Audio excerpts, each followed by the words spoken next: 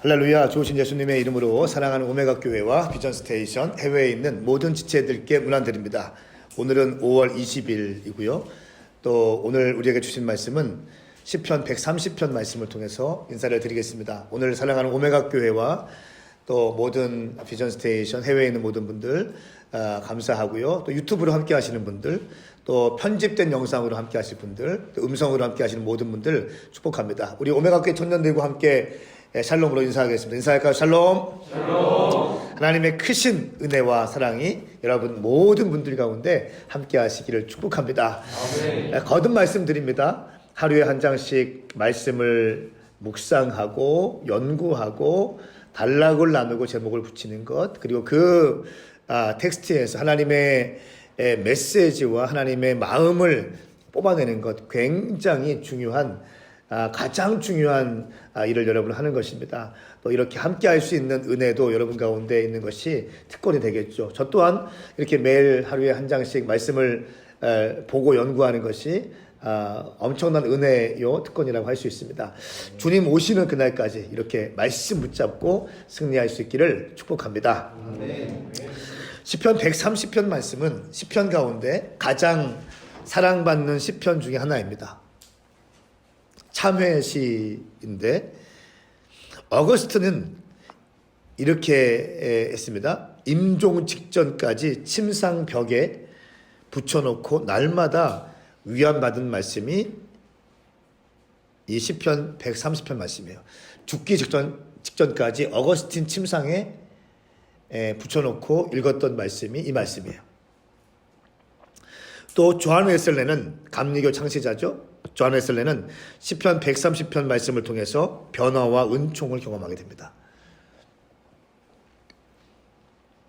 그래서 오늘 이 말씀을 가만히 읽어보면 내가 깊은 곳 가운데 수렁 가운데 있는데 점점 하나님의 임재 현장으로 나아가게 되고 죄 용서함 받게 되고 그리고 말씀의 소망을 두면서 새벽을 기다리는, 마치 파수꾼이 기다리는 것보다 내 영혼이 주님을 더 갈망합니다라고 하는 그런 시편의 내용인데, 이 말씀은 많은 사람들의 심령 가운데 불을 지펴주었고 또 절망 가운데 있는 사람들 가운데, 두려움 가운데 있는 사람들 가운데 희망이 되었던 말씀입니다. 저는 오늘 말씀을 크게 네 단락으로 나누어 보았는데요. 1절부터 2절까지 깊은 곳에서 울부짖는 기도, 깊은 곳에서 울부짖는 기도. 3절과 4절 말씀, 죄 인식과 용서하시는 하나님에 대한 믿음, 죄 인식과 용서하시는 하나님에 대한 믿음. 세 번째는 5절부터 6절입니다. 말씀의 소망을 두며 새벽을 깨우는 간절한 심령. 말씀의 소망을 두며 새벽을 깨우는 간절한 심령. 7절부터 8절까지는 모든 죄를 속량하시는 하나님, 모든 죄를 속량하시는 하나님, 이렇게 제목을 붙여보았습니다. 단락을 나누고 제목을 붙인다는 것은 말씀을 통전적으로 이해하고 있다는 것을 의미합니다. 굉장히 그냥 막 읽는 것보다 굉장히 말씀이 입체감 있게 당신의 심령 가운데 들어올 것입니다. 설교를 듣는 것에 익숙하신 분들 많이 계시죠? 설교를 듣는 것만 만족하지 마시고 여러분 스스로 말씀을 펴시고 여러분 스스로 말씀을 단락을 나누시고 제목을 붙이시고 거기에 핵심 메시지를 뽑아낼 수 있는, 적용까지 할 수 있는 그런 은혜가 여러분 가운데 임하기를 축복합니다. 네. 자, 1절과 2절 말씀을 보시면 여호와여 깊은 곳에서 내가 주께 부르짖습니다. 주여 내 소리를 들으소서. 자비를 바라며 부르짖는 내 소리에 주의 귀를 기울이소서 말씀하고 있습니다. 죄 때문에 하나님과의 대화가 단절되어 있는 상태를 지금 묘사하고 있습니다. 깊은 곳에서 내가 주께 부르짖습니다 말씀하고 있습니다. 아마 혼돈의 바닷 가운데 또 깊은 고난의 바닷 가운데 침륜 가운데 빠져있는 그런 저자의 시편 기자의 모습을 볼 수 있습니다. 우리가 알고 있는 요나 선지자는 실제적으로 깊은 바닷 가운데 빠졌습니다. 또 예레미야 역시 깊은 웅덩이에 빠진 적이 있죠. 근데 오늘 이 시편 기자의 고백은 깊은 곳에서 내가 주께 부르짖었습니다. 이것은 뭡니까? 가장 외로운 곳, 또 가장 절망적인 곳, 모든 것이 상실되어 버린 곳, 또 하나님과 철저하게 단절되어진 곳을 의미합니다. 철저하게 외로운 곳, 절망적인 곳, 모든 것이 상실되어진 곳, 하나님과의 단절이 있는 곳. 여기에서 뭐 했다고요? 내가 주님께 부르짖었습니다. 단순히 소리치는 게 아닙니다. 단순히 기도하는 게 아닙니다. 어떻게 했다고? 부르짖었다는 거예요. 부르짖다라는 그 히브리 원어를 찾아보면 천둥 번개 소리, 사자의 울음소리, 병든 비둘기의 신음소리라고 하는 의미가 있습니다. 천둥 번개, 사자가 포효하듯이 주님께 막 기도하다가 나중에 힘이 없고 또 울면서 불면서 목이 다 쉬어진 상태에서 이제 병든 비둘기가 마치 구슬프게 우는 것처럼 주님께 모든 힘이 다 빠진 다음에 그렇게 아무런 힘도 없이 주님 도와주세요, 주님 살려주세요, 이런 것을 의미합니다. 처음에 시작할 때는 천둥 번개 치는 것처럼 사자의 포효 소리처럼 시작하지만 간절하게 주님께 기도한 다음에 모든 에너지가 다 빠져서 주님 도와주세요, 도와주세요, 이 말밖에 할 수 없을 때, 이것이 부르짖다라고 하는 것의 히브리어 원어의 의미입니다. 여러분 인생 가운데 깊은 곳에 있을 때, 그 누구와도 단절되고 그 어떤 사람의 도움을 받지 못했을 때, 상실감을 느낄 때, 모든 것으로부터 분리되었을 때, 사망의 음침한 골짜기로 있는 것 같은 느낌이 있을 때, 그때 여러분 부르짖으십시오. 하나님께 부르짖으십시오. 주님께서 당신과 함께 하실 것입니다. 2절 말씀 보시면 내 소리를 들으소서, 자비를 바라며 부르짖는 내 소리에 귀를 기울여 주십시오 라고 하면서 하나님께 요청하고 있는 모습을 볼 수 있습니다.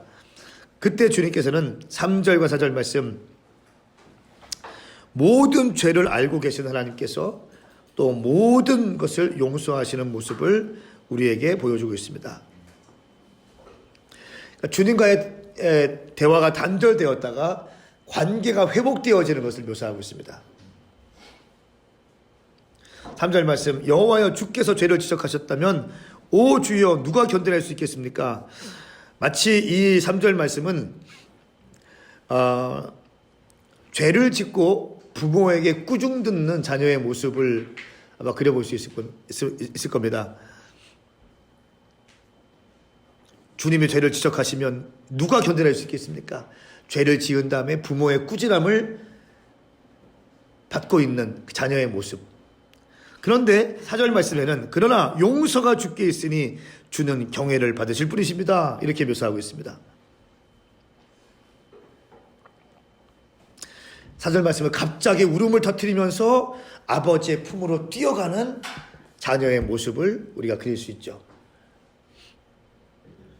꾸중 듣고 두려워하는 자녀의 모습에서 이제 갑자기 아버지가 용서해 주시자 울음을 터뜨리면서 아버지의 품에 안겨서 울고 있는 자녀의 모습을 또 그릴 수 있습니다. 우리 주님은 모든 죄를 말소하실 수 있습니다. 삭제할 수 있습니다.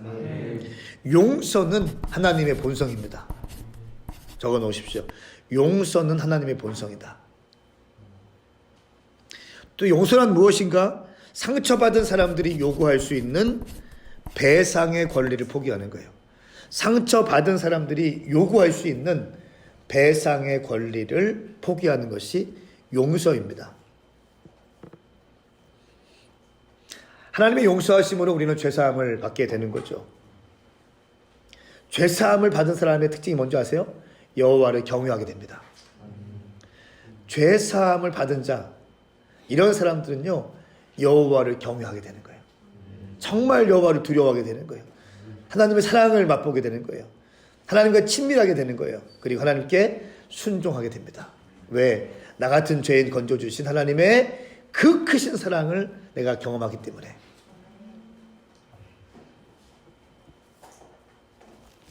용서가 주께 있으니 주는 경외를 받으실 분이십니다, 말씀하고 있습니다. 그래서 5절 말씀에 내가 여호와를 바라고 내 영혼이 기다리며 여호와의 말씀에 소망을 두고 있습니다. 이제 용서받고 하나님과의 관계가 회복된 자, 이 10년 가운데 주님께서 갈망을 심어 놓으십니다. 간절함을 심어 놓으십니다. 이것을 파수꾼의 영성이라고 또 하는데, 파수꾼의 영성. 내 영혼이 기다리며 여호와를 바라고 여호와의 말씀에 소망을 두고 있습니다. 우리의 소망은 여호와의 말씀인 줄 믿습니다. 저는 이 말씀 읽는데 여호와의 말씀에 소망을 두고 있습니다. 이 문장이 너무 좋더라고요. 여호와의 말씀에 소망을 두는 교회, 여호와의 말씀에 소망을 두는 청년, 여호와의 말씀에 소망을 두는 교회, 그런 셀, 여호와의 말씀에 소망을 두는 인생, 이런 인생 멋지지 않을까요? 이런 인생 멋진 인생이죠.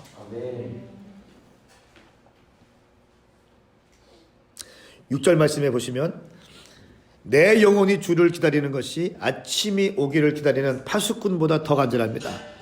정녕 파수꾼이 아침이 오기를 기다리는 것보다 더합니다. 파수꾼이 기다리는 것보다 더 갈급한 마음으로 새벽을 깨우고 있다는 것입니다. 그러니까 말씀에 소망을 두며 새벽을 깨우는 심령이에요.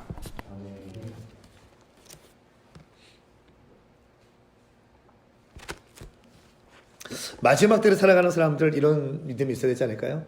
말씀에 소망을 두는 것, 그리고 새벽을 깨우는 것.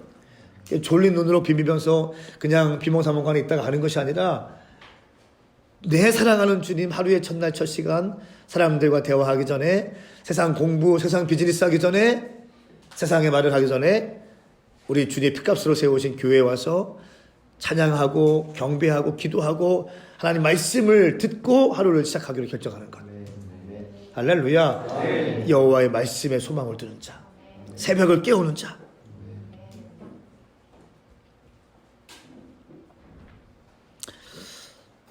파수꾼은 밤을 지키는 자죠. 밤을 지키며 아침을 기다리는 자입니다.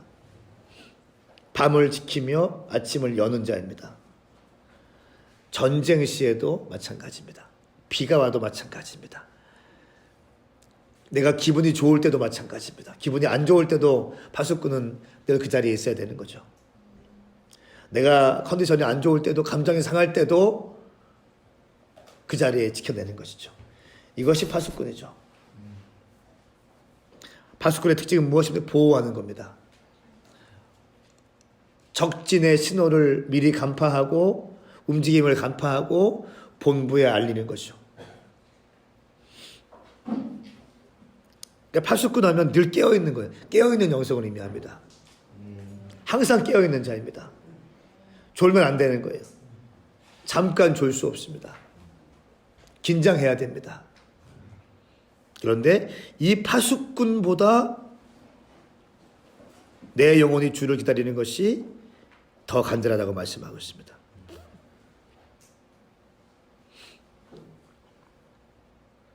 그러니까 용서함 받은 자 가운데 주님께서 주신 여호와를 경외함이 있다는 거예요. 여호와를 경외하는 자들 가운데는요, 깨어짐이 있습니다. 깨어남이 있습니다. 파수꾼의 영성이 있는 거예요. 늘 깨어있고 싶은 거예요, 주님 앞에서. 왜? 내가 또 죄 지을 줄 모르니까. 늘 깨어있는 겁니다. 여러분, 섰다고 착각하지 마십시오. 오늘 새벽에 기도하는데 그런 마음 주시더라고요. 섰다고 착각하지 마라. 넘어질까 두려워하라. 한국 교회가 지금 많이 힘들어집니다. TV에도 막 나오고 성적인 스캔들 막 터지고 재정 스캔들 막 터집니다. 코로나 바이러스로 엄청난 한국 교회가 위축되고 있는데 또 바로 이런 것들을 딱 냅니다. 유축 확 됩니다. 이때 우리 어떻게 해야 돼요? 야, 교회 다 그렇잖아. 이때 어떻게 해야 됩니까? 교회인들 다 목사들 다 그렇잖아. 어떻게 해야 돼요? 사역자들 다 그렇고 교회 다 똑같아. 어떻게 여러분 삶에 대해서 어떻게 얘기하시겠습니까? 뭐라고 말하시겠습니까? 깨어 있어야 되는 거예요. 또 어떤 사람은 세상이 그렇게 한다고 해서 똑같이 교회를 욕해. 예수 믿는 사람들 가운데. 이거는요, 자기 부모를 욕하는 거 똑같은 것입니다.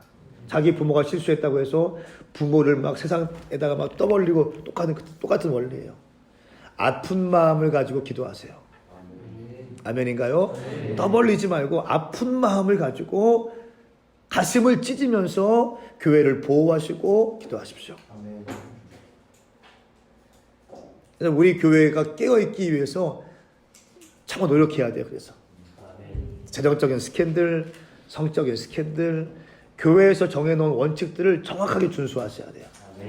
저부터도. 아멘. 네. 예외가 있을 수 없습니다. 원칙을 지켜나가야 돼요. 원칙을.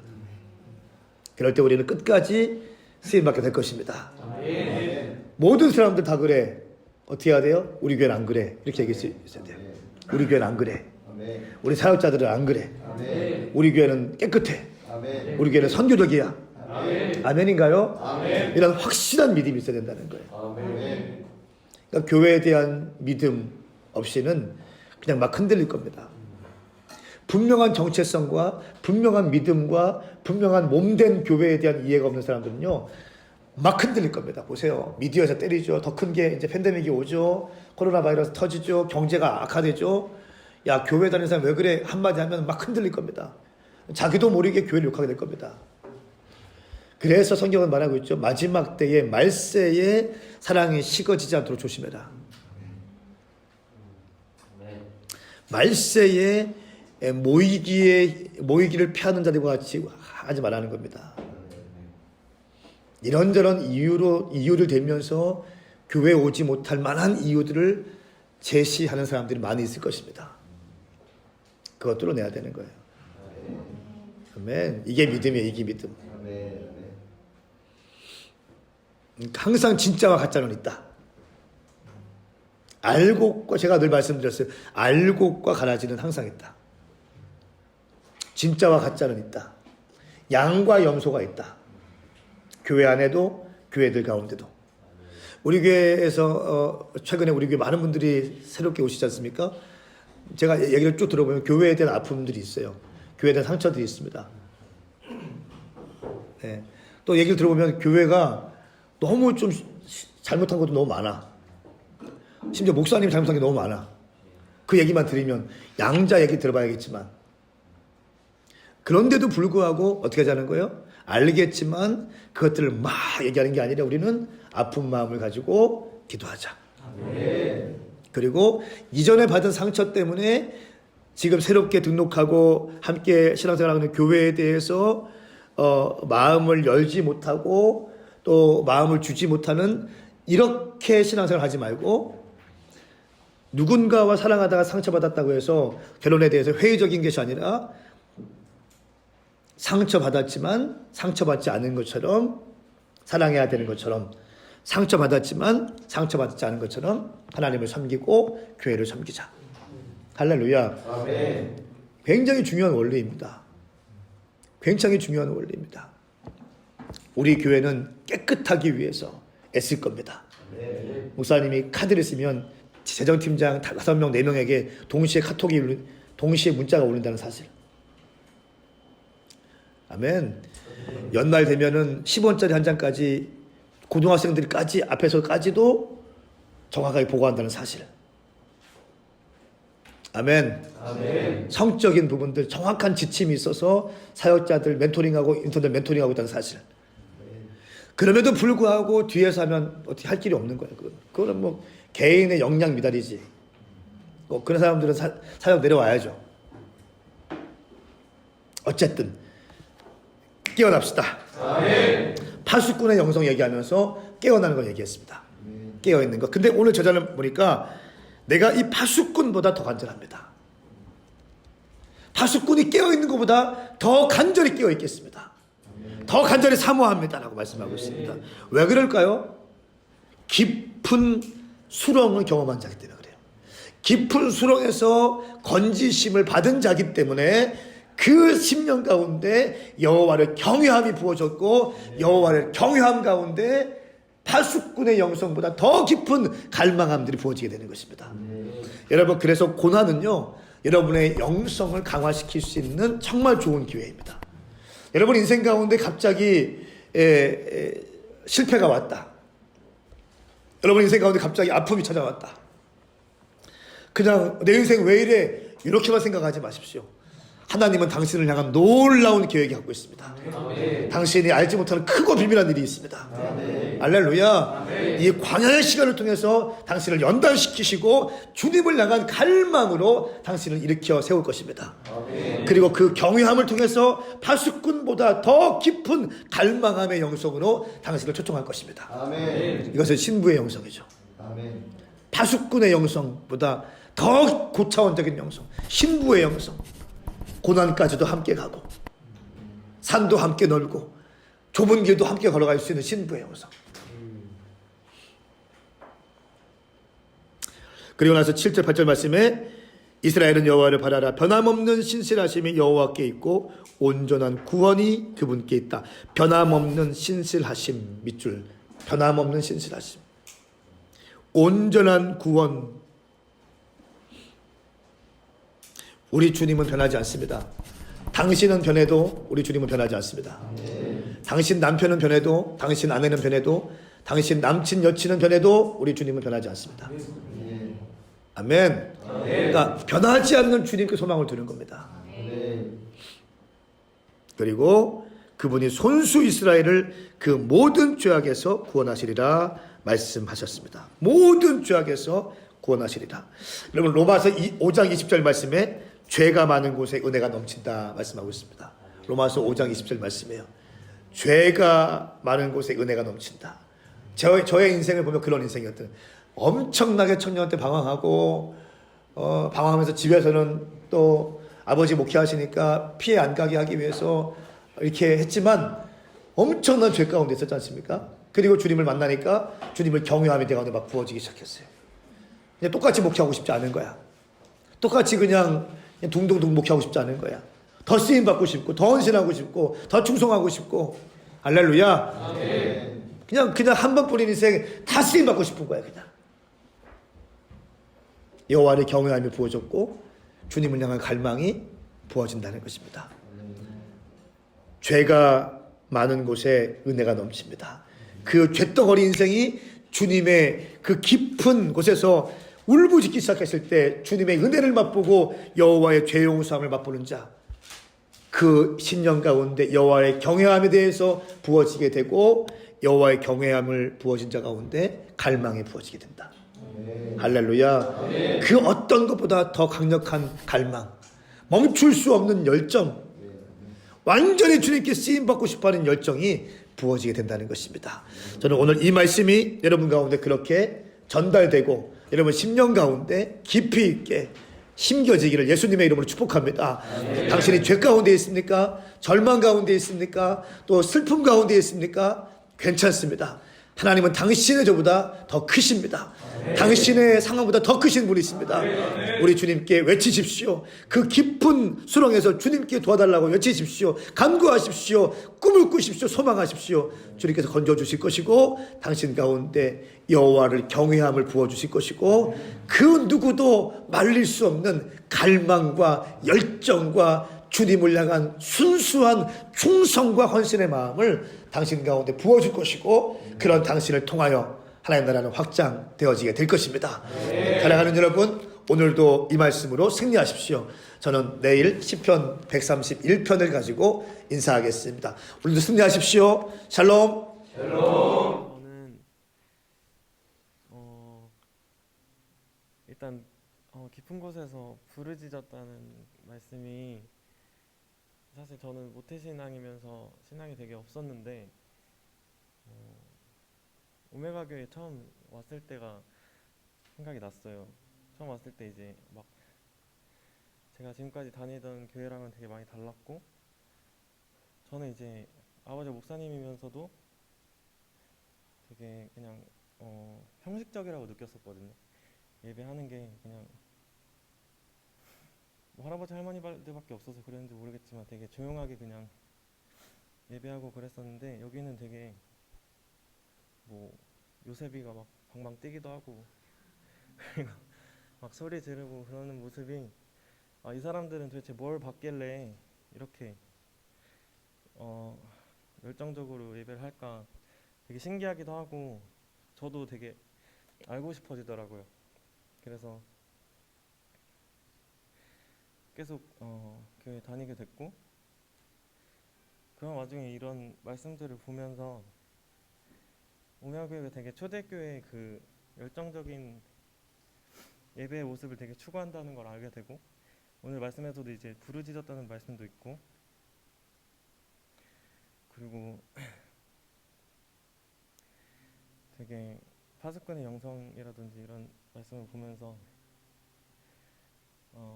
저도 이렇게 부르짖으면서 예배를 하고 싶고, 이런 간절함을 가지고 싶고, 이 시편 130편의 저자처럼 하나님을 더 간절하게 바라는 사람이 되고 싶다는 생각을 했습니다.